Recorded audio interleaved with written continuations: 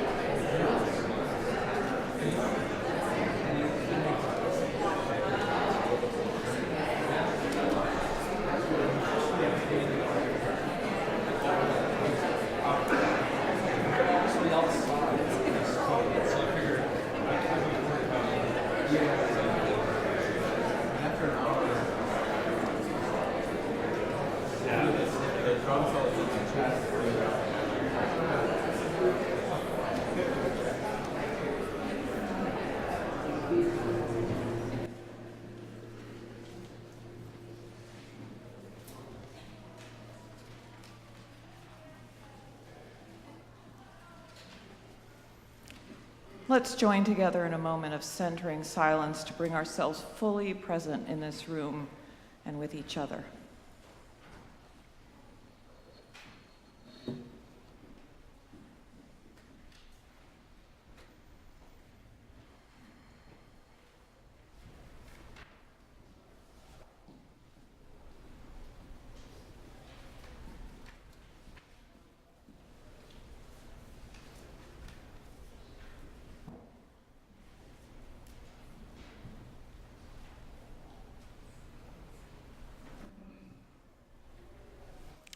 And now let's join together in singing our in-gathering hymn, which is printed in your order of service.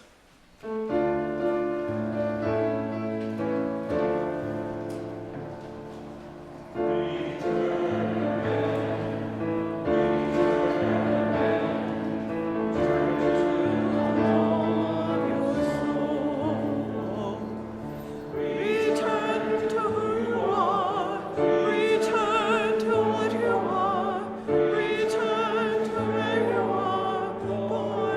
reborn again.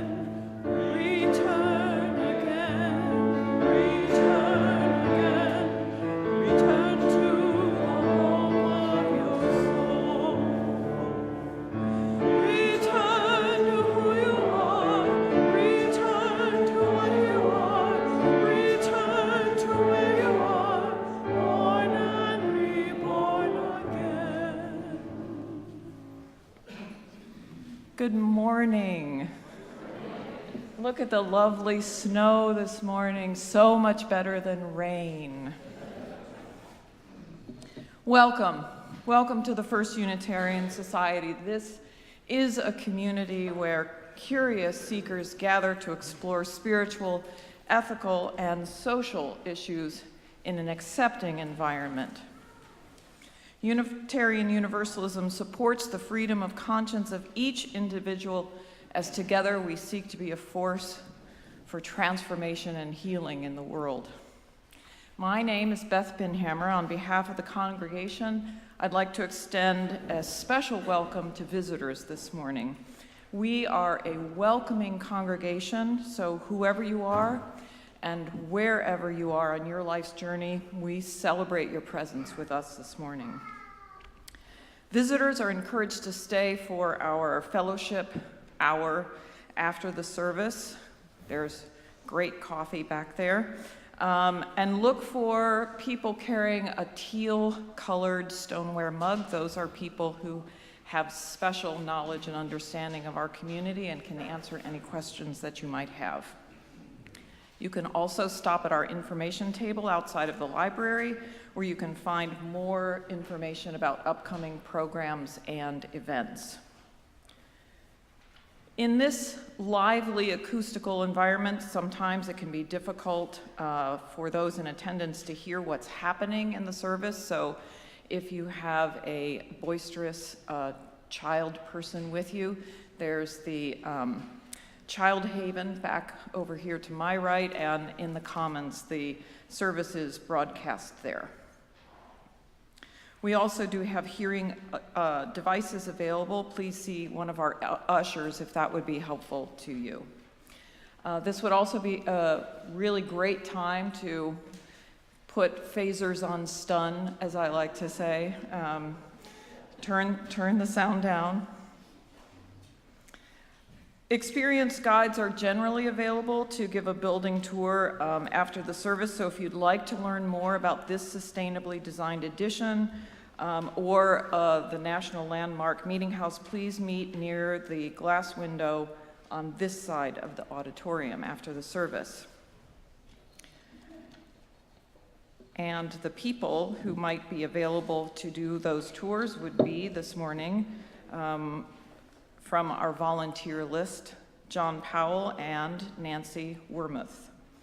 Other volunteers that help our services run smoothly: David Briles is our sound operator this morning. John McGevna is the lay minister in attendance.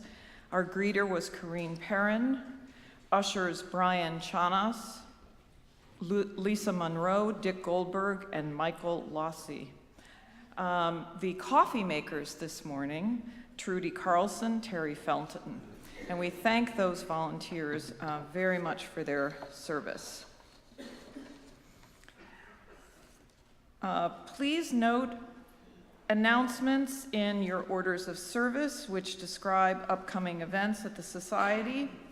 Also, in your order of service this morning is this insert. And this is a way that you can indicate to our community that you might be willing to do one of these volunteer services, ushering, making coffee.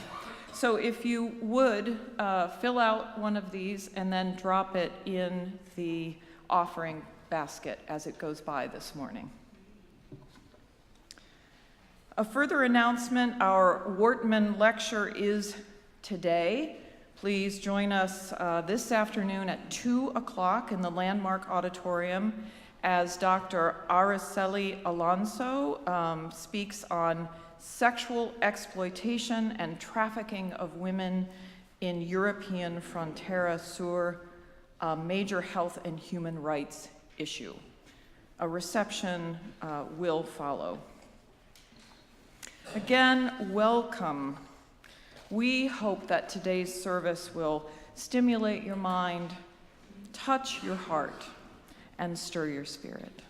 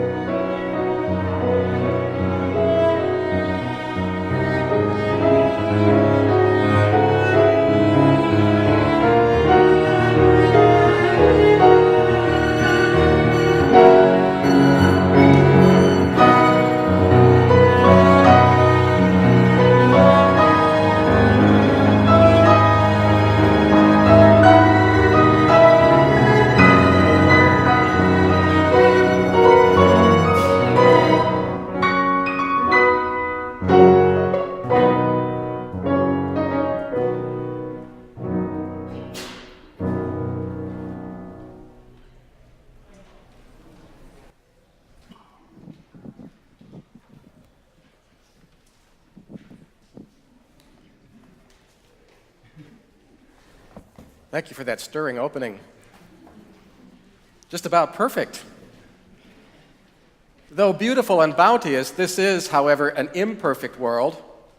A world filled with imperfect people, with people who fail, people who try to be as good and as caring and as honest and as generous as they believe they should be. How we live with these imperfections, that's what's really important. We have to acknowledge them, take responsibility for them, outwit them, forgive them in others and in ourselves. This is an imperfect place, and we are all imperfect people, and yet we do have some amazing strength. May we join our strengths and our affections to become this morning, for a while at least, the steadfast chain of community. I invite you to rise in body or in spirit for the lighting of our chalice.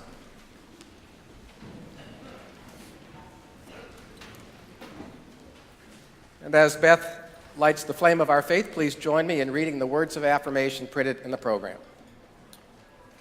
As we gather, we light this chalice as a symbol of hope.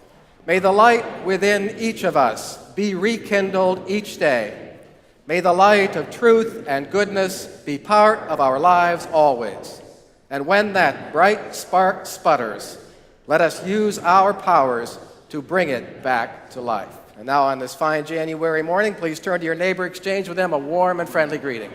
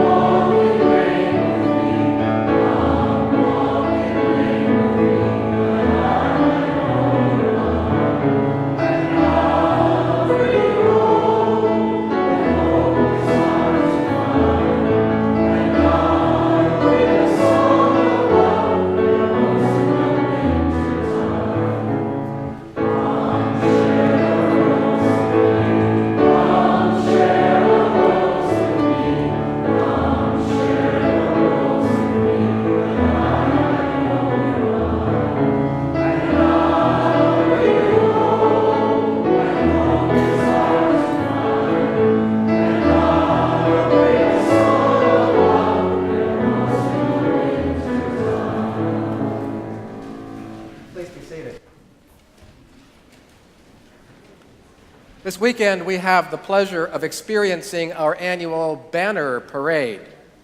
Each of our children's RE classes have been creating a banner that reflects the things that they think about and talk about, play about, and care about in their classes. From preschool through the 9th grade, our children and our youth are busy learning and growing. And now you are going to have a chance to see one of the things they've been doing. Following the parade, the banners will be hung in the Commons area, on the rail over the Commons, adding color and spirit to our shared space with each subsequent worship service. Be sure to take a look when those banners have been hung. And now, as our classes come in, feel free to applaud each class after it moves from the front of the auditorium.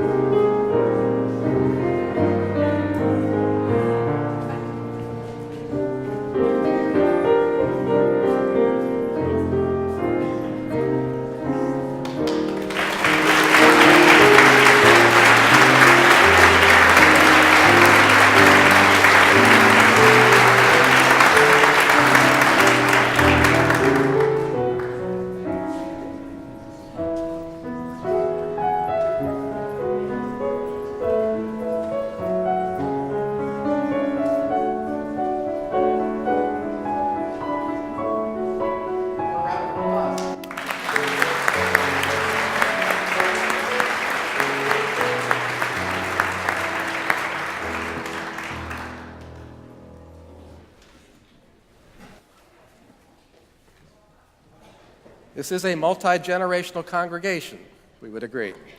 It's wonderful to see so many young people here.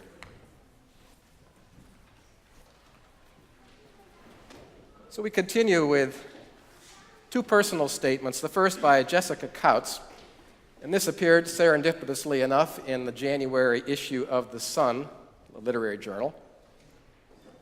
She writes, "I'm sorry I don't have a better way to start this.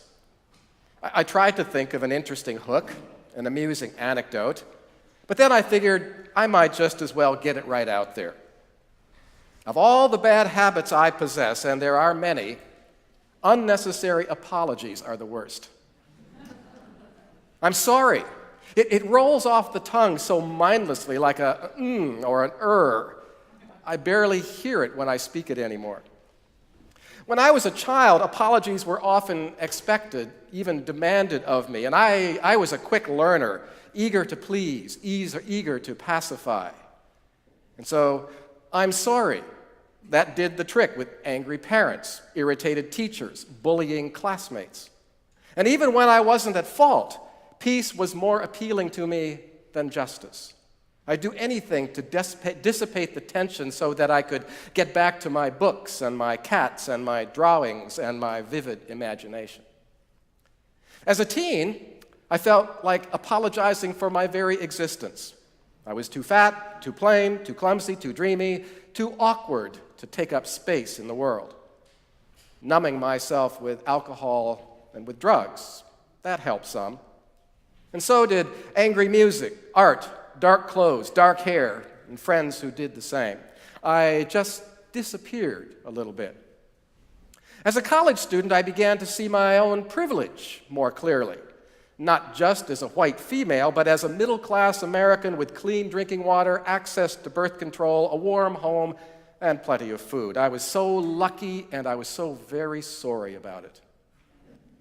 And I've come to realize that I'm sorry is the wrong reaction to all of the above. I don't need to apologize for having an imperfect body. I do not need to apologize for my first world privileges, although I do need to work on making the playing field a lot more level. And yet I still mindlessly say, I'm sorry, many times every day. To the clerk at the grocery store when I forget to bring my canvas bag. To the waiter when I request my salad dressing on the side. To the postman who has to lug a big box up to my doorstep. Even to my sweet boyfriend when we bump noses when kissing. Well, recently I've started paying more attention to the men that I know. Few of them seem to have this curious verbal tick. What's their secret? My 5-year-old has become my role model. Sure, he'll say he's sorry when he's hurt someone's feelings or when he's broken a toy, but he never apologizes for his own existence. The second reading is from an interview conducted with Ani DeFranco. In 2013, DeFranco scheduled an event called Righteous Retreat at the Nottoway Plantation and Resort in White Castle, Louisiana. Like much of the land in the South, it used to be a slave plantation. And DeFranco's idea was to have seminars and classes over 4 days with the goal of inspiring artists and musicians in their own creative work. She writes, a promoter who'd done a similar event at Nottoway the previous year had planned it all out. And I'd agreed without knowing the exact location, only that it was near New Orleans. For my co-faculty, I picked Tashi Reagan, Buddy Wakefield, and Ed Hamill, 3 very political and poetic kindred spirits of mine. Now, when I found out that the name of the resort was Nottoway Plantation, I was shocked. But I did not automatically think it was incorrect for my crew and for myself to inhabit this space. One of my co-leaders, Tashi, is black, had played at former plantations before. But then there was backlash. And the woman who spearheaded the criticism of the event, she had done her research, which I certainly had not. She discovered a promotional pamphlet describing the slave owner of this plantation as benign. Someone who had tried, quote, to maintain a willing workforce. Now, willing is a pretty offensive word to apply to slavery. First, the controversy built on social media for 2 or 3 weeks, but my manager chose not to tell me about it. He believed it was not my job to get involved in every dispute about my work. And when I eventually became aware of the problem, I thought that I had to respond right now, this very day. I was emotional, and I made a misstep. You see, I tried to explain my side, how I perceived the issue. I pointed out, for example, that any other building in the South had been constructed directly or indirectly by slave labor, that to avoid using such buildings, I'd have to move far away from New Orleans. And I also asked, well, should I be expected to investigate the history and the ownership of all the venues where I played, performing arts centers, theaters, nightclubs? And this only provoked even fiercer reaction. I see now that I just should have said, I'm sorry, and affirmed people's pain. Sorry would have shown that I was listening. And a few days later, I released another statement that said just that my white privilege had snuck up on me.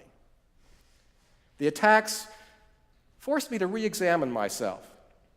I came to understand that places like Nottoway need the most awareness and the most healing. When you have a wound like this, you can't simply turn away. You have to address it, or it just gets worse and worse. I invite you to join me in the spirit of meditation.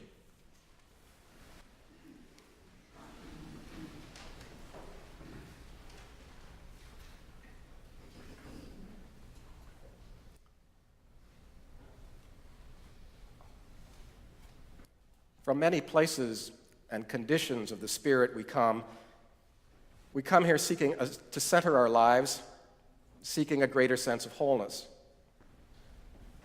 We come from dry places, where words and knowledge seem broken into brittle fragments that do not cohere. Or we come from overfilled places, where information abounds, but there's no real depth of feeling or understanding. We come from hard places where feelings are dulled, and lonely, hollow places where meaning seems thin. Here in this caring and supportive community, and at this time of quiet reflection, let us be emptied of all the clatter and the confusion, of the information we once thought was self-sufficient. May we be emptied and then filled with the Spirit that flows in and among us and that can be for us a reliable source of solace and insight. In this time of quiet, let us center our spirits, ground our being, that we might find that power that already lies latent within us. Power for love, power for creativity, power for hope, and above all, power for transformation.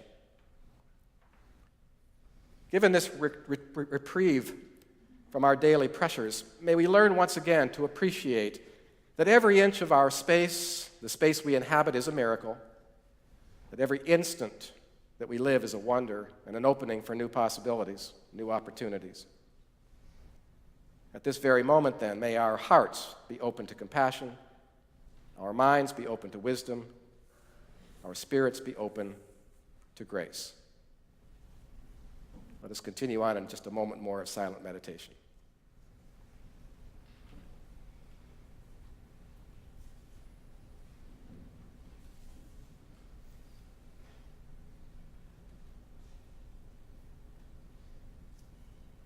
Blessed be, and amen.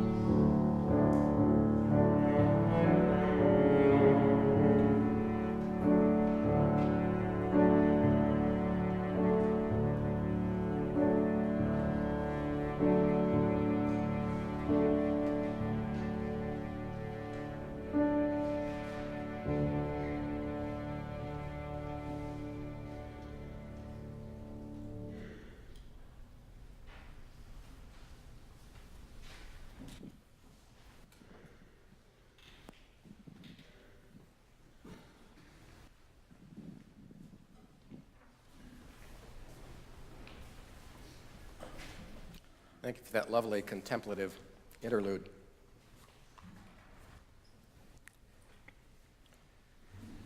Well, if you receive the news of the day from any source whatsoever, print, electronic, or just plain coffee house conversation, you are surely familiar with charges of sexual misconduct that have been leveled at an increasing number of notable public figures. Now, some, like former Alabama Supreme Court Justice Roy Moore, just creepy miscreants preying on teenagers. But others, like Garrison Keillor, felt kind of like a member of the family, didn't he? The rumpled uncle, quick with a quip or an amusing anecdote. The fall of the insufferable blowhard Bill O'Reilly, that may have elicited a little schadenfreude. Oh, how the mighty have fallen, we say to ourselves smugly. But then there's someone like the personable Charlie Rose. He falls from grace, and our emotions may be a little more mixed. Who'd have guessed that Charlie Rose was such a cad, other than those he abused, that is. Now, what I found interesting about this avalanche of reports, which has now given rise to the nationwide #MeToo movement, is the manner in which these various perpetrators have responded, the strategies that they have adopted to deal with or to deflect these scandals.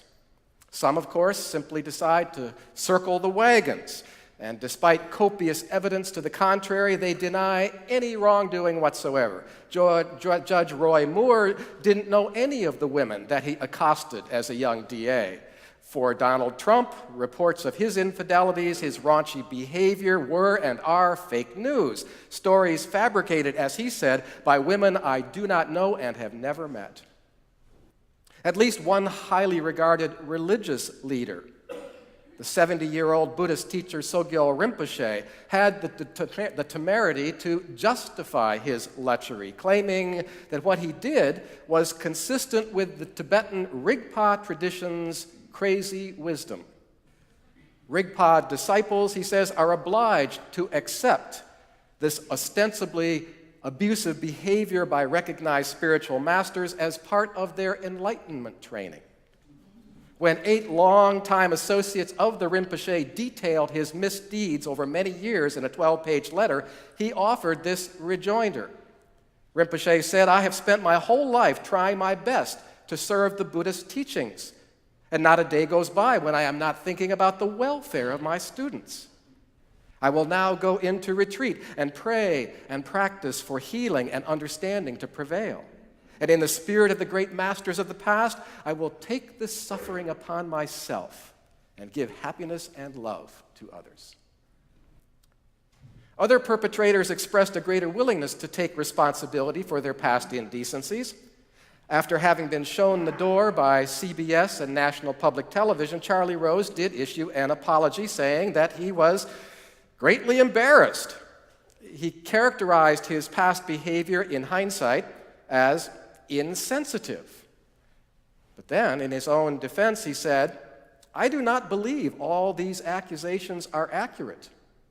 And I have always felt that I was pursuing shared feelings, even though I now realize I was mistaken. Alex Kozinski, a federal appeals court judge from San Francisco for 32 years, he reacted similarly after 15 former law clerks individually issued complaints about him. I may have overstepped, he admitted, but it was really just a misunderstanding because I've always had this broad sense of humor and candid way of speaking to my clerks. Without addressing the specific and damning aspects of these reports, Judge Kozinski went on to say, well, I may not have been mindful of the special challenges that women face in the workplace. If you are thinking that responses such as these, apologetic or not, don't quite measure up, well, you'd be right. In each instance, one or more important elements is missing. And leaving aside those who simply dismiss all the charges out of hand as part of some feminist-inspired conspiracy, where did the others miss the mark? So for purposes of comparison, let's consider the post-exposure apology of Al Franken. Now, although some of his more ardent supporters complained that Al Franken was being pilloried for offenses that were far less egregious than those of Charlie Rose or Donald Trump, the entertainer turned senator did feel that an abject apology was in order. And of all the mea culpas that I've read, this one felt the most authentic and the most insightful. I respect women, he told his colleagues from the Senate floor, and I don't respect men who don't respect women. And the fact that my own actions have given people good reason to doubt that makes me feel ashamed. As a comedian, I've told and written a lot of jokes that I once thought were funny, but later came to realize were just plain offensive. But my intentions behind the actions aren't the point at all. It's the impact that these jokes have had on others. That's what matters. And I'm just sorry it has taken me so long to come to terms with that. So my topic this morning is contrition. And I've spent considerable time describing the way that well-known public figures have responded to their accusers because I think it may help us to understand what contrition is and why it matters. To be contrite is to be remorseful, to be sincerely penitent. That's the thumbnail definition. And if we parse it, we can see that it contains several elements. First, the contrite individual feels badly about what they have done, and they are paying a steep emotional price for their behavior. Second, they are conscience-stricken. They know that they have crossed an ethical line and violated their own and society's professed values. And finally, they are honest. They exhibit candor, and they accept personal responsibility. Now, using those criteria, we can revisit the foregoing statements and point to those that do reflect the true spirit of contrition. So again, if we leave denialists like Roy Moore and Donald Trump out of the picture, where do others make the grade or fall short? Now, Sogyal Rinpoche, that Buddhist spiritual teacher, does not deny the evidence arrayed against him. He's honest about his past abuses, but he feels no remorse because with his spiritual orientation, he doesn't think that any ethical norms have been violated. And in this respect, Sogyal Rinpoche resembles the former overlords of the South African apartheid regime, who, when they were confronted with the torture that they had inflicted, defended that torture on ideological grounds. As Pumla Godebo Madikizela, a psychologist who served on the South African Truth and Reconciliation Commission, put it, the trick that perpetrators use always starts out with a rationalization to convince themselves of the legitimacy of their acts. And then they begin to communicate this rationalization to others. And at that point, it no longer is a rationalization, but a truth. A truth that releases the perpetrator from any sense of guilt that he or she might feel about that evil deed. Now, although it's not quite so obvious, we find in other public apologies this same element of rationalization and an evasion of contrition's honesty requirement. Charlie Rose thought that he was pursuing shared feelings, as if a man at his level of influence and power wasn't used to imposing his feelings and his desires on others. And to argue that after years of serial abuse, the problem boiled down to miscommunication, that's more than a little disingenuous. And in the same vein, Judge Kosinski lays part of the problem at the doorstep of his clerks, who just didn't get his broad sense of humor.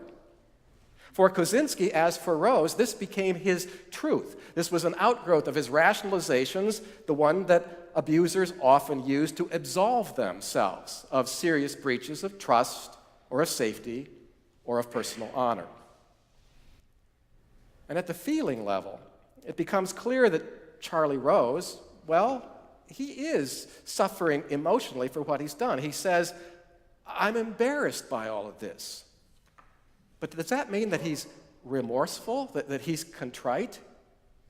Is it the unseemly acts themselves or the public exposure that has caused him this embarrassment? And if the latter, Charlie Rose is indulging in self-pity. He's not showing sympathy for his victims. How do we judge the genuineness of remorse? Pamela Godebo Matakazela asks. How do we know that the signs of an alleged contrition are not simply the product of the perpetrators having been caught, or of changes in the society that have destroyed his power base and his support structure? Now, Charlie Rose may now appreciate how much distress his overbearing, unwanted advances have caused others, those under his celebrity thumb. But you wouldn't know it from his public apology, would you? So what about Al Franken? Does he pass the contrition test? It is telling, I think, that he used the word ashamed rather than embarrassed to describe his own emotions. Synonyms for ashamed include abashed, rueful, regretful. And these words point to a profound sense of self-betrayal and a clear recognition of personal wrongdoing. And moreover, Franken makes no attempt to rationalize his behavior as some kind of comedic shtick. I came to realize that the jokes I thought were funny were just plain offensive. And in any case, he says, it's not the jokes and my intention in telling them that matters. What counts is the impact those jokes had on other people. So there's been no misunderstanding, and no one is to blame but Al Franken himself. Now, more often than not, when we issue an apology, we will typically invoke our intentions. I didn't mean to hurt your feelings. I had no idea that my comments would cause you to be offended. But this is really kind of a deflection, as the Buddhist teacher Ken MacLeod points out. The subtle implication is that the victim, him or herself, may be too sensitive. That the problem's not with the words themselves, but with the recipient's reaction to them.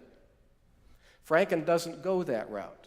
He says, lesson learned, words matter. And I'm just sorry it took me so long to grasp that truth. This is not to say that the offended party's feelings don't matter, that they should not be somehow acknowledged in the course of an apology.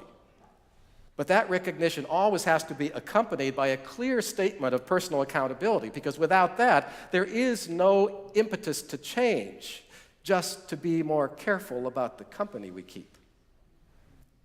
Quite often, as Beverly Flanagan points out, we choose to express regret rather than remorse, rueing the outcome, but not necessarily the deed itself. Regret says, I'm sorry you were hurt. Remorse says, I'm sorry for what I did. Regret is the easier path to take because it excuses us from doing any further inner work. In true contrition, one resolves to do better, to be a better person, to undertake what is necessary to avoid making the mistake over and over again, and that does require remorse. And that's by no means easy, particularly, I think, for we men in this culture who are so used to being on top, exercising control, projecting strength.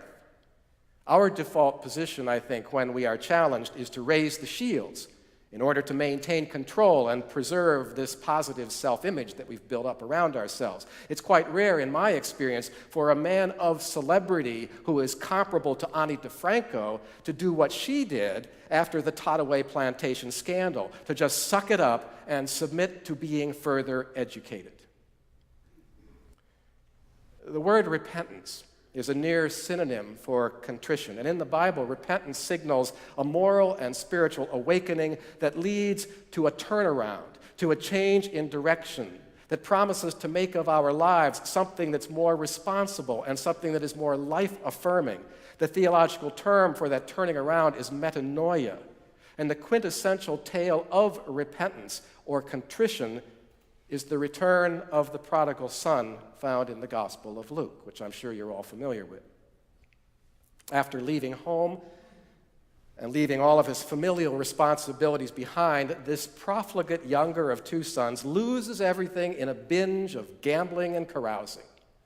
After hitting bottom, as it were, he awakens to his selfishness, his stupidity, and he walks home in shame, returning to his family. And as he approaches the house, his father rushes out and embraces him warmly, and the son blurts out his apology. "Father, I have sinned against heaven and before you, and I am no longer worthy to be called your son." That's very powerful in its brevity. And that apology is a model of true contrition.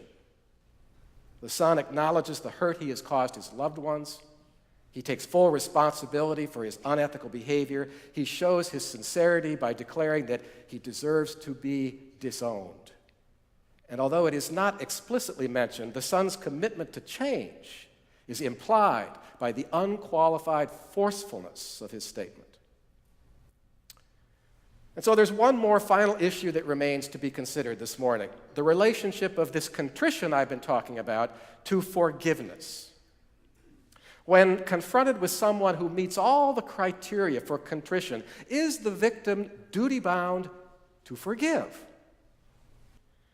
Well, in our Judeo-Christian culture, people often feel that regardless of the circumstances, forgiveness is a moral and religious obligation. After all, when Peter asked Jesus how many times one should forgive a person who has repeatedly harmed them, saying, "Master, is 7 times sufficient?" Jesus responds by saying, "No, Peter, 77 times. And he doesn't place any conditions on the process. We must forgive early and often, because that is the godly way. Now, in the Gospels, Jesus speaks frequently of forgiveness. He extends forgiveness freely, even to those responsible for his crucifixion. But as applied to our normal human affairs, this can feel to me like cheap grace, a get-out-of-jail-free card. Unconditional forgiveness leaves little, if any, incentive for the offender to make any meaningful behavioral changes. The Roman statesman Seneca once said, "It is as inhuman to forgive all as it is to forgive none."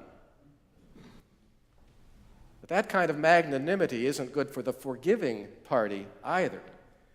Because if the injured party feels, as he or she often does in our Judeo-Christian culture, if they feel pressured to take this step without sufficient readiness to forgive, then it may add to their suffering. As Robert Enright says, not only has the person been violated, but they now can feel guilty because they are not able sincerely to extend their hand in forgiveness. Still, when true contrition is shown and recognized as such, then readiness to forgive may come sooner than it would otherwise. The victim's suffering has been acknowledged, their story has been accepted at face value, and the imbalance of power and authority created by the abuse has been corrected. A remorseful apology inspires empathy and forgiveness, Pumla Godebob Matakazelis says. And yet it is always the prerogative of the injured party to decide whether the contrition is genuine and what further steps might be called for before burying the hatchet. And this process of righting a wrong doesn't end with this expression of contrition and an act of forgiveness. In fact, that may only mark the beginning of an extended process of moral and spiritual discernment on the part of the perpetrator. Again, writing from a Buddhist perspective, Ken MacLeod says, "We have to stop feeding the inner patterns that moved us to do this harm in the first place." We have to stop feeding those inner patterns, and that will take time and the steady application of personal effort. So we've been talking this morning, I've been talking about the big stuff. Not every inadvertent slight or accidental injury that occurs. That's not what we're dealing with here. As Jessica Kotz learned, we shouldn't be apologizing all the time, apologizing for who we are, for all of our all-too-human foibles. That's not only unnecessary, it is debasing to the entire forgiveness process. For ordinary, everyday injuries, a simple "pardon me" is often more than sufficient. But for serious transgressions, we up the ante, because for open wounds, the bandage is forgiveness, and the balm is true contrition. Blessed be, and amen. It is now time for the giving and the receiving of our offertory. and I invite you to give generously because part of your gifts will be used to support the literacy network of Dane County.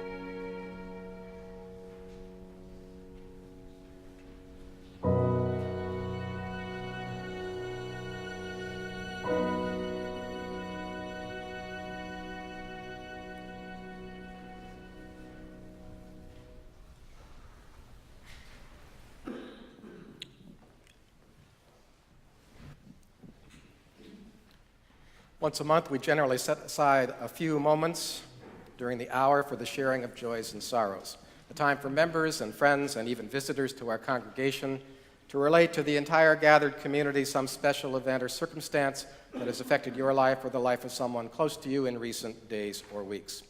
And so for about 5 minutes that remain in our service, anyone who wishes is invited to step to the front of the auditorium, light a candle in one of the 2 candelabras, assisted by our lay minister, And then using the microphone provided by our lay minister, please share your name if that feels comfortable, as well as your brief message.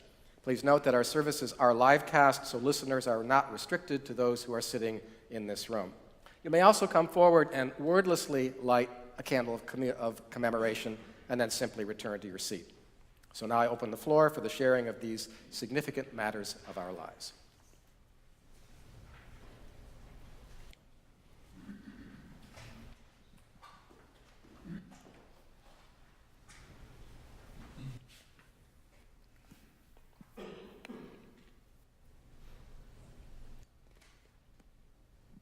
Good morning, I'm Liz Wessel, and I wanted to share both the death and the life of my uncle. Stephen Morrison lived a full life, and he taught us how to live simply, but also well. And he lived to a great life of 94 and drove his stick shift car in Los Angeles up until a week ago Monday. Lived independently. And he shared with us his passion for trains, his passion for art, his passion for picnicking and Yosemite. And my brother and I were with him right till the end, and we loved him a lot, and we'll miss him greatly.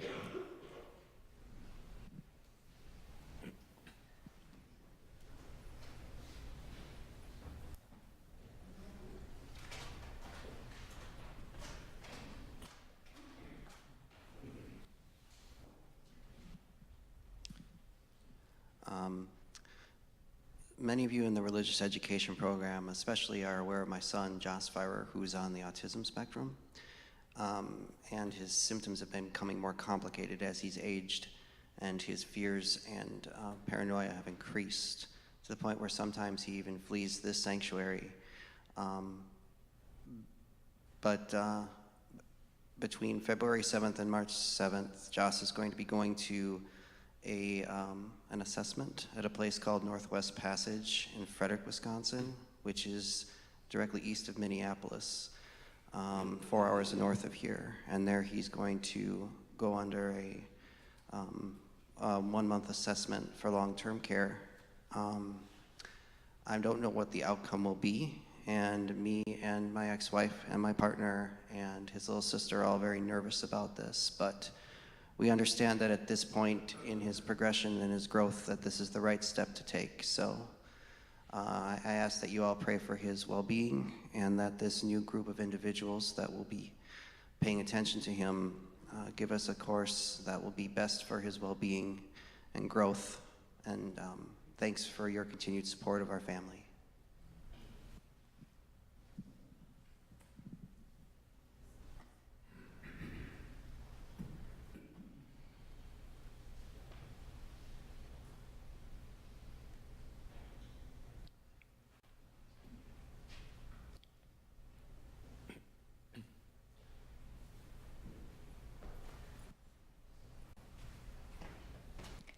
Hi, I just wanted to report, I don't know the details, but Eva Wright had heart surgery and she's doing really well.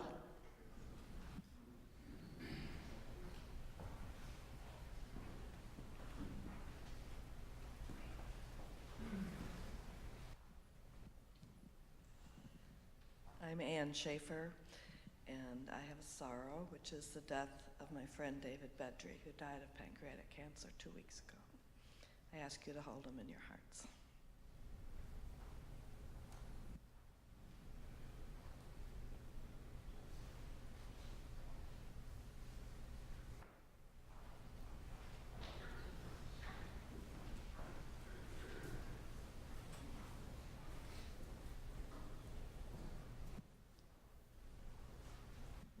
Good morning. I'm Nancy Wormuth, and I'm here with a great joy that to be grateful for our wonderful support at University of Wisconsin Hospitals.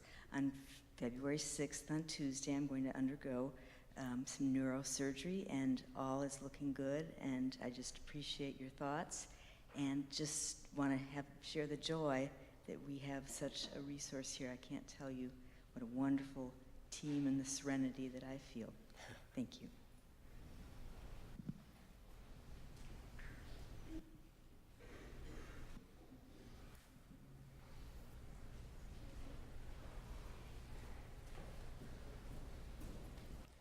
John, if you will light one more candle to symbolize those joys and sorrows that may have occurred to others in the congregation, but that were left unexpressed this morning.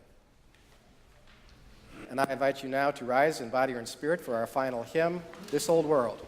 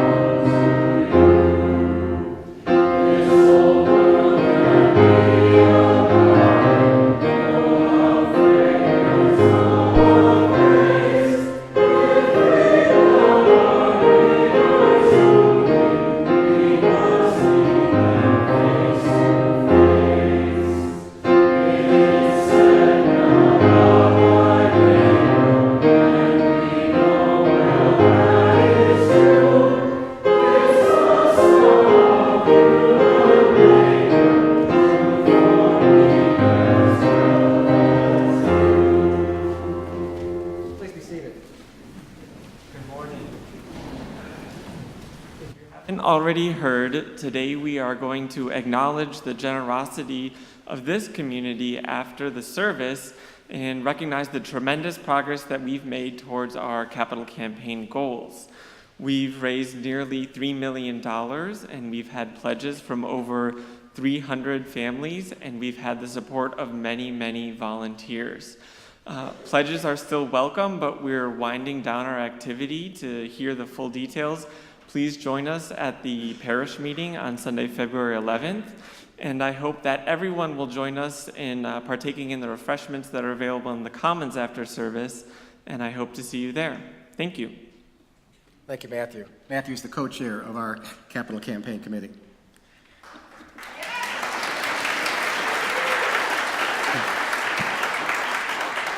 And so we close with these words by David Miller. Sometimes we go forth from church with peace in our hearts, sometimes with a heightened awareness of the contradictions and the brokenness of our lives and our world. And always we go forth with the promise that wherever and whenever the spirit is broken, it can be made whole again. Even amid the brokenness, that assurance brings us a measure of peace. Blessed be, and amen.